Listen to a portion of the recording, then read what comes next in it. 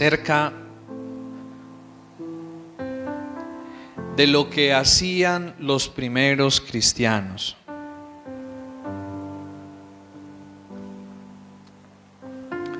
Pero esto no trata solo de contarnos una historia bonita, ¿no? De lo que hacían los primeros cristianos, sino que esto trata, como dice en otra parte de la Biblia, que lo que se ha escrito para nuestra enseñanza. ¿Sí? Entonces, cuando leemos en la Biblia, no estamos leyendo una historia bonita, ¿cierto? Como, esa historia, qué chévere cuando David derribó a Goliat, ¿cierto? Y uno se emociona y uno dice, tan bonita esa historia, ¿no? Pero yo creo que no es algo que se puede quedar solo en el pasado. Y no es una historia, es una enseñanza para nosotros en el tiempo que estamos. Porque tenemos también las mismas necesidades y tenemos los mismos desafíos, quizás de otra manera, pero los tenemos. Así que dice el verso 42 de Hechos 2, que los primeros cristianos se dedicaban, el verso 42 dice, y perseveraban en la doctrina de los apóstoles, en la comunión unos con otros, en el partimiento del pan y en las oraciones. Aquí vemos cosas muy, pero muy importantes. La primera es que ellos eran personas perseverantes, ¿cierto? Perseveraban. Y esa es la decisión que tenemos que tomar cada día de nuestra vida. La perseverancia es una decisión, no es un sentimiento. Porque a veces uno más bien quiere tirar la toalla, ¿cierto? A veces uno más bien se quiere rendir, pero uno se sobrepone al sentimiento y toma la decisión de perseverar y de seguir adelante. Pero luego se nos dice que ellos perseveraban en la doctrina de los apóstoles, ¿cierto? En escuchar y en aprender las enseñanzas que Dios les daba a través de los apóstoles. Pero también se nos dice que ellos perseveraban en la comunión unos con otros, ¿cierto? Que hace 8 días hablamos sobre ese punto. La importancia de que nosotros entendamos que venir a la iglesia no es solo para tener comunión con Dios, que venir a la iglesia es también para tener comunión con nuestros hermanos, con aquellos que también comparten la fe y que a otros que queremos también invitar para que se acerquen y busquen al Señor. Entonces es muy importante entender que la vida cristiana no se vive solos. La vida cristiana es para vivirla en comunidad. Amén. Necesitamos de otros y necesitamos acercarnos a otros, compartir con otros y crear buenas relaciones con otros cristianos, porque a través de ello Dios nos va a proveer lo que necesitamos para el crecimiento y el desarrollo de nuestras vidas. Hoy vamos a mirar lo siguiente que ellos hacían, y ellos perseveraban en el partimiento del pan. Hoy vamos a profundizar un poquito sobre este punto del partimiento del pan, o también cena del Señor. Cuando nosotros leemos ahí partimiento del pan, principalmente está haciendo referencia a la cena del Señor. Es decir, que estos primeros cristianos le daban un lugar muy importante en sus vidas a la cena del Señor. Y hoy vamos a analizar un poquito. Se le llamó cena del Señor porque hacía referencia a la última cena que nuestro Señor Jesucristo tuvo con los discípulos en el aposento alto la noche antes de su muerte. Vamos a mirar, por favor, Juan, el Evangelio de Juan, capítulo 22, verso 7. Miremos juntos acerca de esto. Juan, capítulo 22, verso 7, en adelante. ¿De qué trata esto? Porque a veces lo hemos dejado, Lucas, yo estoy diciendo la cita mal, perdónenme, Lucas capítulo 22, verso 7 en adelante. Bien, dice así: llegó el día de los panes sin levadura, en el cual era necesario sacrificar el cordero de la Pascua. Y Jesús envió a Pedro y a Juan diciendo: id, preparadnos la Pascua para que la comamos. Ellos le dijeron: ¿dónde quieres que la preparemos? Él les dijo: he aquí, al entrar en la ciudad, os saldrá al encuentro un hombre que lleva un cántaro de agua. Seguidle hasta la casa donde entrare. Y decid al padre de familia de esa casa: el maestro te dice, ¿dónde está el aposento donde he de comer la Pascua con mis discípulos? Entonces él os mostrará un gran aposento alto ya dispuesto, preparad allí. Fueron pues y hallaron como les había dicho, y prepararon la Pascua. Versículo 14: y cuando era la hora, se sentó a la mesa y con él los apóstoles, y les dijo: cuánto he deseado comer con vosotros esta Pascua antes que padezca, porque os digo que no la comeré más hasta que se cumpla en el reino de Dios. Y habiendo tomado la copa, dio gracias y dijo: tomad esto y repartidlo entre vosotros, porque os digo que no beberé más del fruto de la vid hasta que el reino de Dios venga. Y tomó el pan y dio gracias, y lo partió y les dio, diciendo: esto es mi cuerpo, que por vosotros es dado. Haced esto en memoria de mí. Aquí vemos al Señor en ese momento, la última noche de su vida aquí en la tierra, y se reúne en el aposento alto con sus discípulos, y en ese momento hace algo que no había hecho quizás hasta entonces, y les presenta la copa con el jugo de la vid, y les presenta también el pan, y les dice: esto será algo que de ahora en adelante ustedes lo van a hacer. Ahora, cuando el Señor muere y Él resucita y asciende al cielo, entonces estaban los primeros cristianos y estaban partiendo el pan. Es decir, ¿por qué ellos partían el pan? Porque su Señor se lo había enseñado la noche antes de partir de esta tierra. El Señor Jesús se había sentado con ellos y les había dicho qué era lo que debían comer y por qué razón lo debían comer, ¿cierto? Y entonces los primeros cristianos comienzan celebrando la cena del Señor por una razón, que en otro término se le conoce como Eucaristía, ¿cierto? Hemos escuchado ese término. Y ese término Eucaristía tiene que ver con agradecimiento.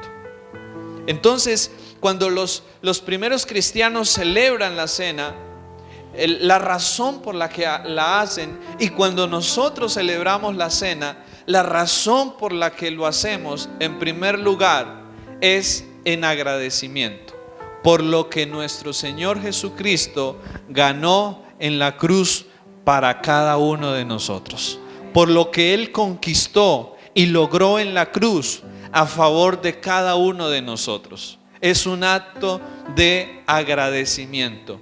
Pero en segundo lugar, otro de los propósitos de la cena es que el Señor estableció el mandato y dijo: haced esto en memoria de mí. El Señor Jesús tenía la idea de algo, y es lo siguiente: Él les había enseñado quizás por 3 años, algo así, había sido su Señor, su Maestro, había hecho milagros, había dado el sermón del monte y otros muchos sermones, había hecho muchas otras cosas, pero el Señor quería hacer algo, y es que con este acto simbólico el Señor quería que los discípulos, así se les olvidara cualquier otra cosa, nunca se les fuera a olvidar la obra mayor y más grande que Él había hecho durante su estadía en esta tierra, que era su obra en la cruz. El Señor quería, a través de la institución de la cena, dejarla como un recordatorio para que sus discípulos y las generaciones de creyentes que se levantaran después de ellos nunca olvidaran el acto más importante y la obra más grande que el Señor hizo, que no fue resucitar un muerto, que no fue dar un gran sermón, sino que fue entregar su propia vida por amor a nosotros en la cruz del Calvario y levantarse al tercer día, resucitar de entre los muertos y coronarse el Señor de señores. Eso era lo que el Señor estaba queriendo decir. A ustedes se les podrá olvidar cualquier otra cosa, pero nunca olviden la obra que yo hice en la cruz del Calvario. El Señor sabe que nosotros somos olvidadizos y usa este acto para ayudarnos a recordar. Entonces, otro de los propósitos de la cena, además de agradecer, es ayudarnos a recordar la obra más grande y el mensaje más grande, que no fue expresado en palabras, sino que fue expresado a través de la misma vida, muerte y resurrección del Señor Jesucristo.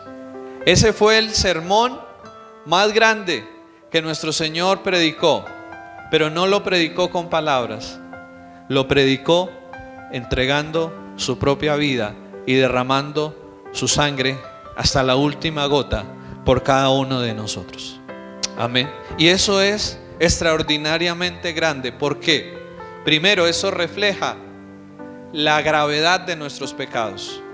En primer lugar, eso refleja que el pecado es algo terriblemente malo, dañino y destructivo para nosotros los seres humanos.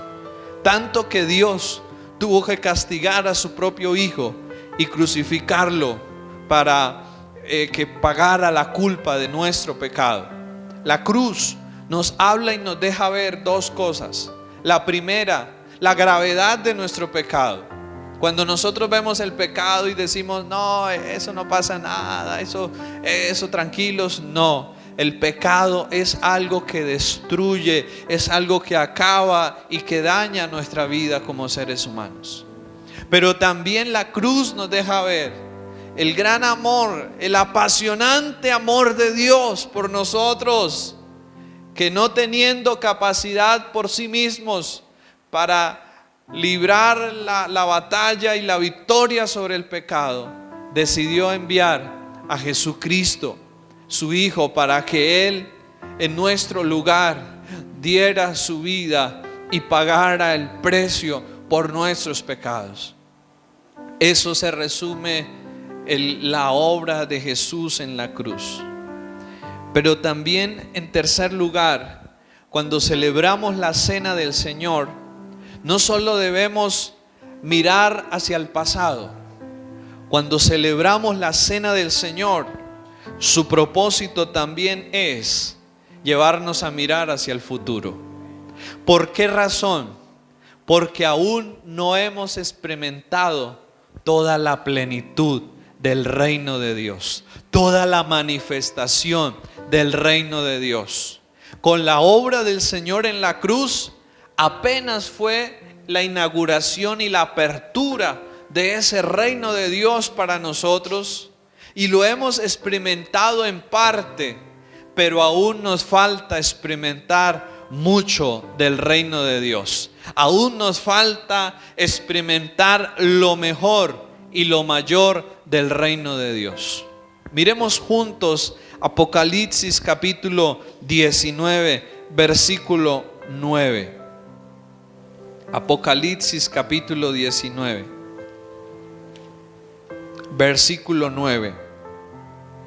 Y el ángel me dijo: escribe, bienaventurados los que son llamados a la cena de las bodas del Cordero. Y él me dijo: estas son palabras verdaderas de Dios. Yo me postré a sus pies para adorarle, y él me dijo: mira, no lo hagas. Yo soy consiervo tuyo y de tus hermanos que retienen el testimonio de Jesús. Adora a Dios, porque el testimonio de Jesús es el espíritu de la profecía. Y el Señor aquí está diciendo: bienaventurados los que son llamados ¿a qué? A la cena de las bodas. Y esto hace referencia a un evento extraordinario que sucederá en la eternidad, en la otra vida, cuando hayamos salido de este cuerpo de muerte y hayamos sido trasladados a la eternidad y por Cristo estemos en la presencia de Dios. Dice en los versículos anteriores, habrán unas bodas, ¿sí? Habrán unas bodas donde el Cordero, que es Jesús, se va a casar con su novia, la iglesia, que somos nosotros. ¿Para qué? Para sellar su unión por toda la eternidad. Amén. Por eso el matrimonio aquí en la tierra es algo tan hermoso, porque simboliza algo también que va a suceder entre nosotros y Dios. Y luego, entonces, habrán esas bodas, pero como en toda boda, luego habrá una cena, ¿cierto? Habrá una cena. Y esa cena fue la que el Señor Jesús dijo: yo no la voy a volver a tomar más hasta el día que me reúna nuevamente con ustedes. Ahora nosotros la tomamos acá, pero un día, y Jesús está presente por medio del Espíritu, pero un día la tomaremos allí en el cielo, en la presencia y la compañía misma de Jesús. Amén. Y eso representa la invitación a estar con Él por siempre. Así que lo que hoy vemos cuando tomamos la cena no es solo algo del pasado, algo que sucedió, sino también es algo que va a suceder. Y es que un día nos vamos a reunir con ese Jesús allí en el cielo, en la eternidad, y vamos a estar con Él por siempre y para siempre. ¿Cuántos se alegran de eso? ¿A cuánto les emociona eso? Yo no sé, pero si no nos emociona eso, es algo impresionante. ¿Cuánto les gustaría ver a Jesús literalmente? Y poder cenar con Él. ¿No les parecería eso extraordinario? ¿Cómo creen ustedes que será ese momento? ¿Qué haría usted? Yo creo que lo único que podemos hacer es adorarlo, como dice la Biblia. Que cuando Él está, lo único que hay en nuestro corazón es adoración hacia Él, porque su majestad y su esplendor solo provocan adoración de nuestra parte hacia Él. Así que esto es la cena. A veces vemos la cena solo como esa copa y ese pan, y eso quién sabe por qué tomarán eso, o yo ni sé, yo me lo tomo porque sé que debo tomarlo. Pero no, tenemos que entender la profundidad de lo que estamos haciendo. Y estamos recordando el pasado, pero también estamos recordando el futuro glorioso que nos espera en la eternidad con nuestro Señor. Pero vamos a continuar. Además de ver los propósitos o el significado de la cena, vamos a mirar también la forma de participar de ella. Primera de Corintios capítulo 11 y verso 27. Primera de Corintios 11, verso 27. Aquí encontramos unas instrucciones importantes en lo relacionado a la cena del Señor. Vamos a mirar verso 27 en adelante. De manera que cualquiera que comiere este pan o bebiere esta copa del Señor indignamente será culpado del cuerpo y de la sangre del Señor. Por tanto, pruébese cada uno a sí mismo y coma así del pan y beba de la copa. Porque el que come y bebe indignamente, sin discernir el cuerpo del Señor, juicio come y bebe para sí. Por lo cual hay muchos enfermos y debilitados entre vosotros, y muchos duermen. Si pues no nos examinásemos a nosotros mismos, no seríamos juzgados, mas siendo juzgados somos castigados por el Señor, para que no seamos condenados con el mundo.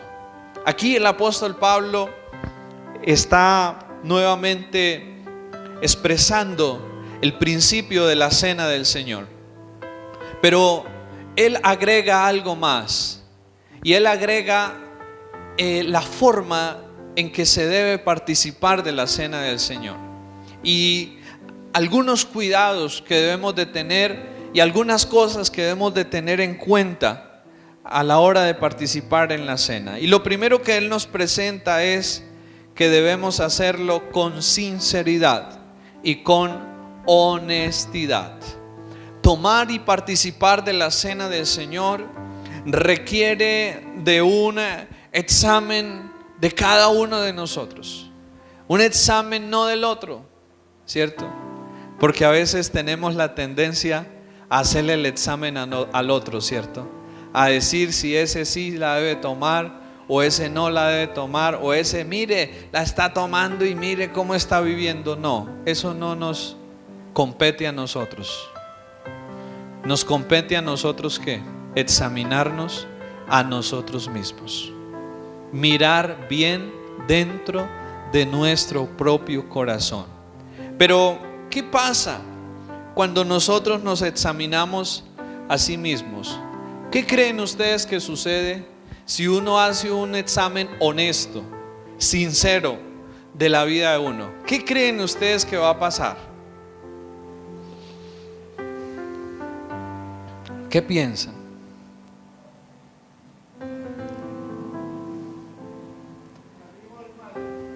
Salimos mal. Gracias, hermano Álvaro. Esa es la verdad. Salimos mal. ¿Por qué razón? Porque ninguno somos perfectos, ¿cierto? Ninguno somos perfectos.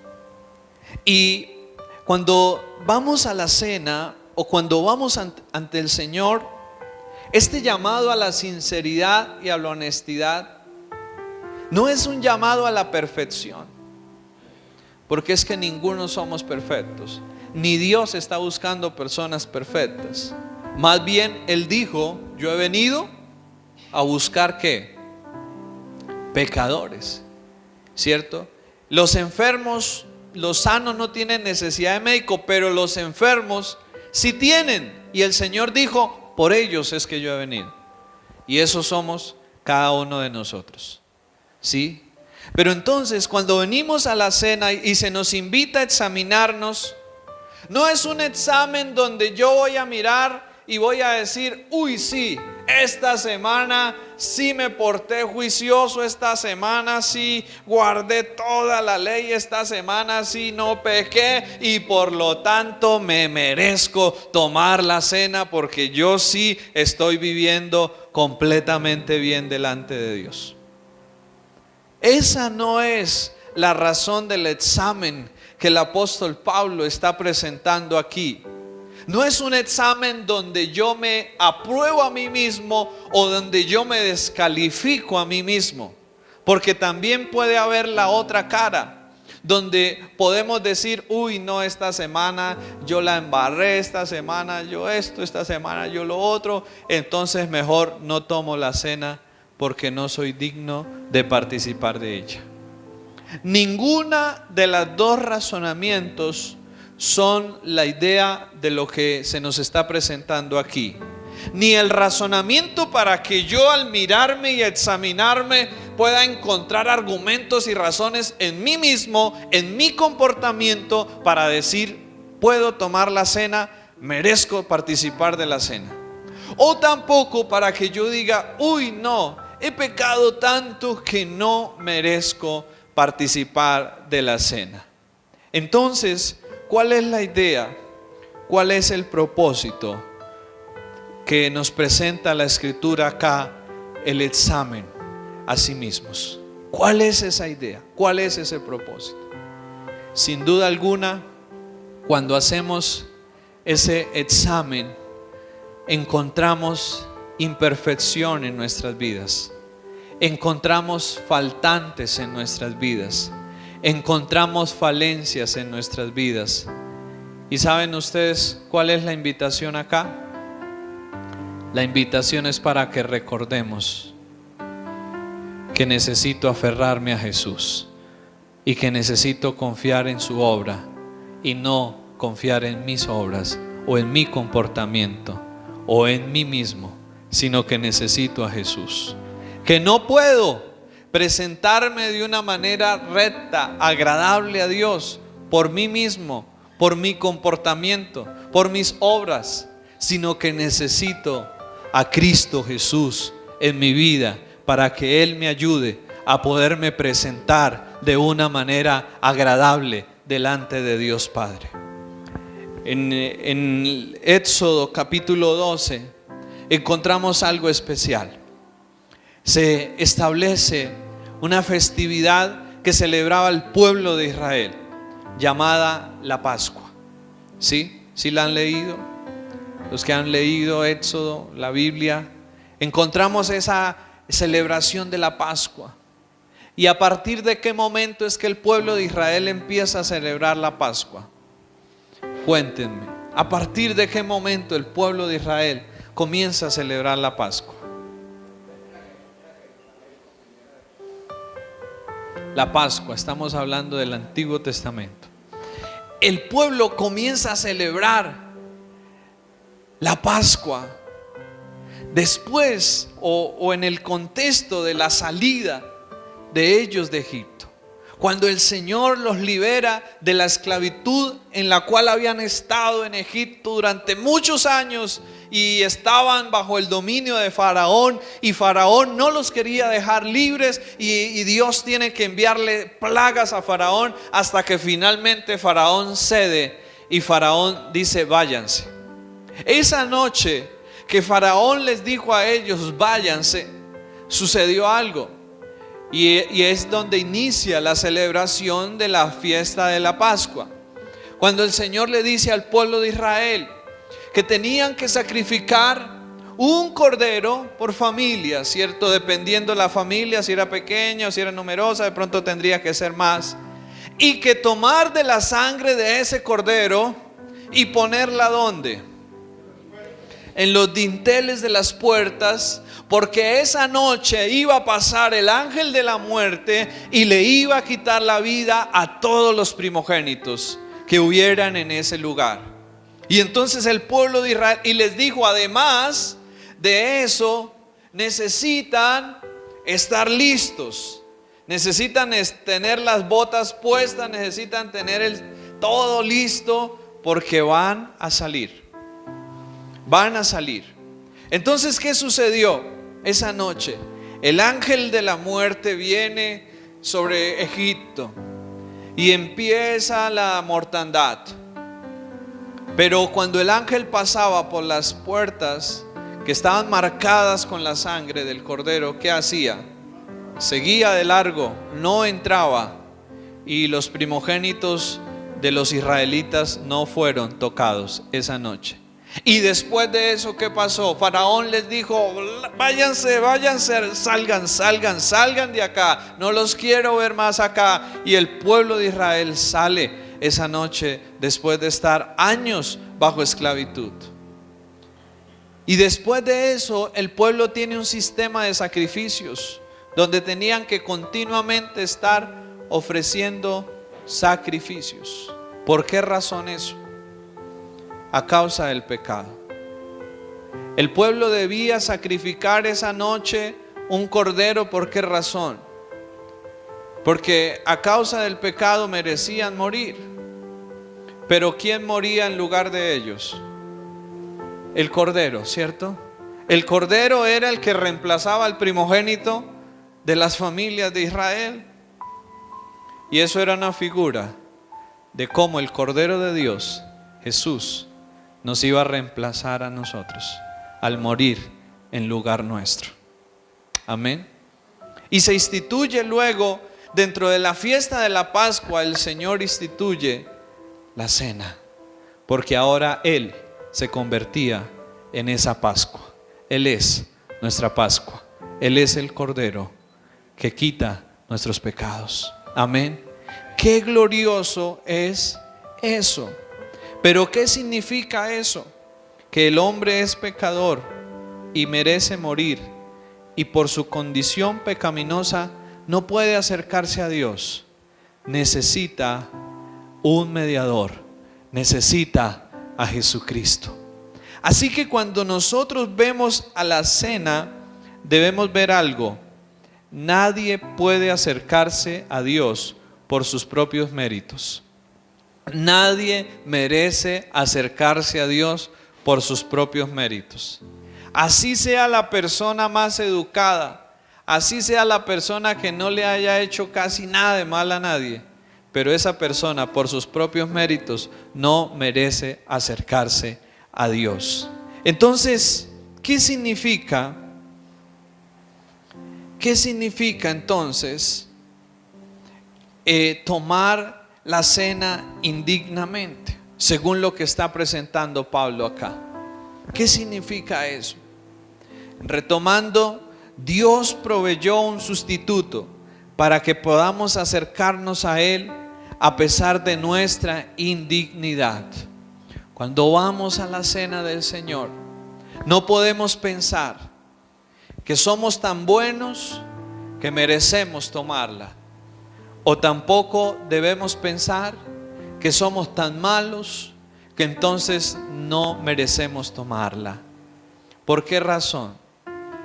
Porque Dios proveyó un sustituto para que a través de Jesús podamos acercarnos al trono de la gracia. ¿Qué significa esto en palabras sencillas para nosotros? Que cuando yo vengo a la cena y me examino, es una oportunidad para reconciliarme con Dios si he estado mal. Es una oportunidad para recordar que por mis propios méritos yo no puedo cumplir la ley de Dios, que yo necesito de Jesucristo en mi vida, que yo necesito del Señor. Es una oportunidad para dejar a un lado mi orgullo, mi jactancia de creerme más o de creerme mejor que el otro, para decir: Cristo y solo Cristo es mi justicia delante de Dios. Solo Él es mi justicia. Así que entonces, ¿qué significa tomar la cena indignamente? En primer lugar, significa participar de ella cuando tenemos indiferencia hacia el pecado. Cuando, a pesar de que hemos pecado, pero no reconocemos que estamos haciendo las cosas mal, no confesamos, y mucho menos queremos apartarnos de eso, mucho menos queremos dejar el pecado.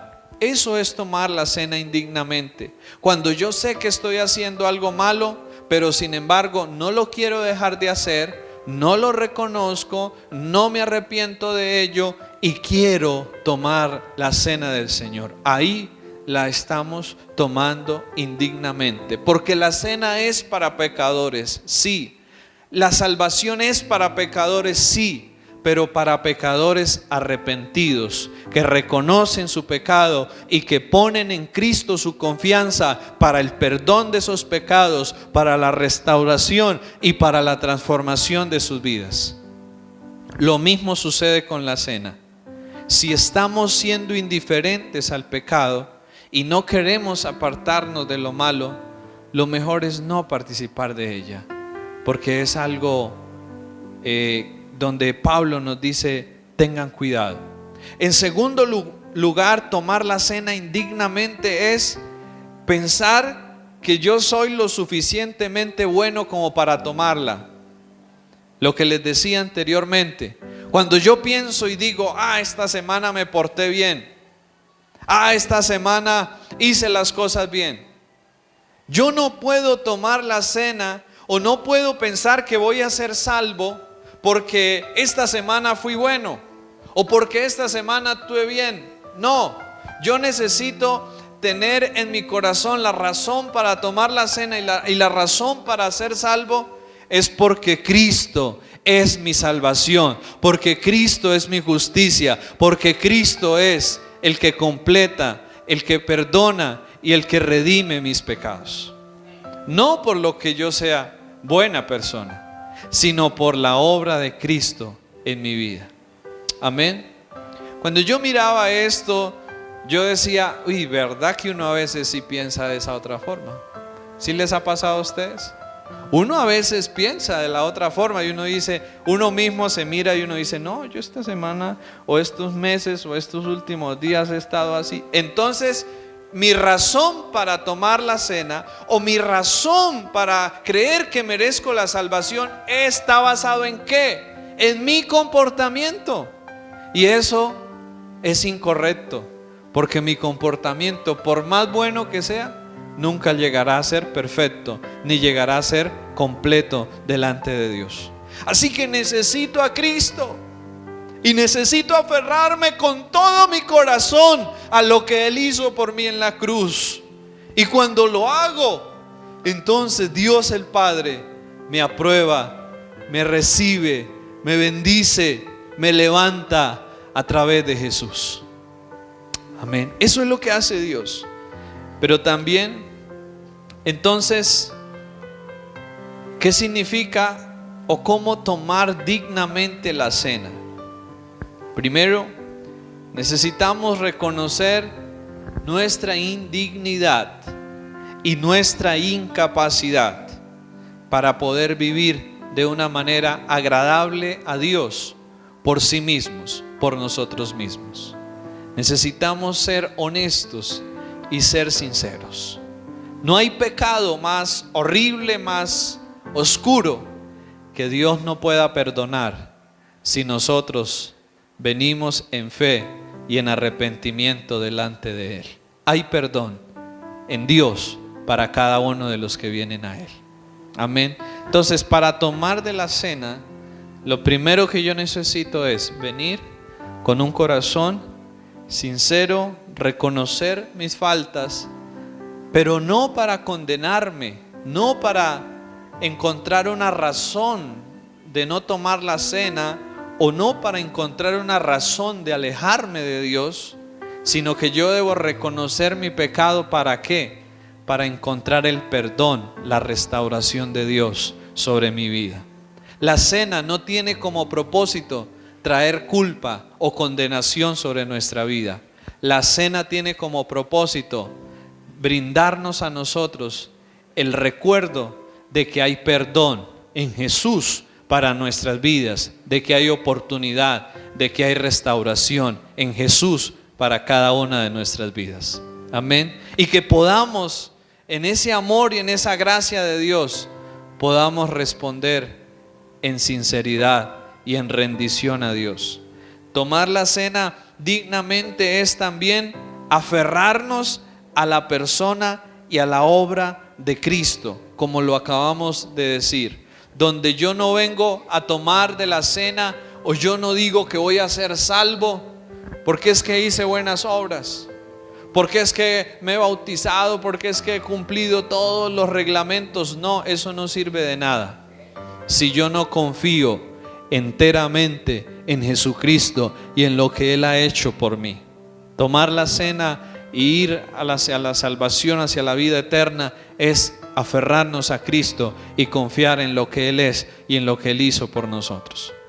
Pero también es expresar específicamente con una vida de testimonio la obra de cambio y de transformación que Dios ha hecho. Debe haber también un testimonio de que Cristo verdaderamente ha transformado nuestras vidas. El verdadero perdón de Dios hace algo. ¿Y saben qué hace? No solo nos perdona los pecados, sino que el verdadero perdón de Dios nos cambia, nos transforma, nos ayuda y nos capacita para poder cambiar y para poder vivir la vida de una manera diferente. Así que la próxima vez que vayamos a participar de la Santa Cena, ¿qué debemos hacer? Evaluemos nuestra vida, pero no para mirar si tenemos el mérito para tomarla o no. Evaluemos nuestra vida para aferrarnos más a Jesucristo, para confiar más en Él, para encontrar en Él el perdón y la fortaleza y la ayuda para seguir adelante hasta el final. Amén. Eso es la cena. Y Dios quiere que podamos verla de esta manera y que podamos celebrar lo que pasó, pero también lo que va a pasar en el futuro. Y que esto no depende de nuestras obras o de nuestros méritos. Esto es de aferrarnos a Cristo y que por su obra y sus méritos podamos un día entrar a la eternidad. No vamos a entrar un día a la eternidad porque le digamos a Dios: Señor, yo fui todos los domingos a la iglesia, así que me merezco entrar al cielo. No vamos a entrar al cielo porque no, yo diezmaba. No, yo ayudaba en la iglesia. Señor, si usted viera todo lo que yo hacía en la iglesia, así que ábrame las puertas del cielo. Señor, yo me bauticé. Señor, yo esto. Señor, yo lo otro. No, no va a ser esas las razones por las cuales Dios nos va a dejar ingresar al cielo. ¿Sabe cuál va a ser la razón por la cual el Padre nos va a dejar ingresar al cielo? Cuando nosotros le digamos: Señor, yo reconozco mi pecado, mi insuficiencia, mi incapacidad, pero también creo que Jesucristo es el medio a través del cual yo puedo recibir perdón, y por los méritos de Él yo puedo entrar al reino de los cielos. En ese momento el Padre va a decir: eres bienvenido, entra en el gozo del Señor. No hay ninguna otra cosa que podamos mencionar o que se pueda mencionar en la eternidad de obras humanas para que alguien merezca el cielo. Pero si se menciona la obra de Cristo y se menciona lo que Él es y lo que Él hizo, y quien haya confiado en eso, entonces esa persona será digna del reino y de la eternidad con Dios. Eso tiene un propósito, ¿y saben cuál es? Limpiar de nuestros corazones el orgullo y la jactancia. Como dice Efesios: porque por gracia sois salvos, por medio de la fe. Y esto no de vosotros, pues es don de Dios, no por obras, para que nadie se gloríe. ¿Cierto? Es Jesús. Y es Jesús. No son nuestras obras. Es bueno hacerlas y es necesario hacerlas, pero no son nuestras obras. Es nuestra confianza en Jesús, nuestro corazón sincero y rendido ante Jesús, lo que nos hace posible ser aceptados por Dios, pero también lo que nos hace posible vivir una vida cada día mejor delante de Dios. Si yo trato de vivir una vida para Dios en mis propias fuerzas, lo único que voy a lograr es fracaso, frustración. Pero si yo lo hago confiando en Jesús, voy a ver resultados y voy a ver la bendición del Señor sobre mi vida. Les invito a que se coloquen sobre sus pies, por favor, en esta mañana. Y demos gracias a Dios por Jesús, nuestro Señor.